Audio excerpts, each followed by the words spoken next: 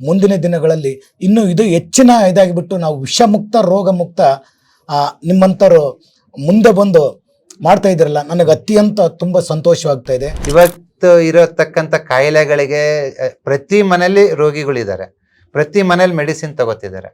So ಹಾಗಾಗಿ ಲಕ್ಷಾಂತರ ರೂಪಾಯಿ ಬೆಲೆ ಬಾಳ್ತಕ್ಕಂಥ ನಮ್ಮ ಟ್ರೆಡಿಷನಲ್ ಎನರ್ಜಿ ಮೆಡಿಸಿನ್ ಕೋರ್ಸನ್ನ 10-12 ಸಾವಿರಕ್ಕೆ ನಾವು ಇವತ್ತು ಕೊಡೋ ಉದ್ದೇಶ ಅಂತಂದ್ರೆ ಅದ್ರದ್ದು ಬೆಲೆ ಕಡಿಮೆ ಇದೆ ಅಂತಲ್ಲ.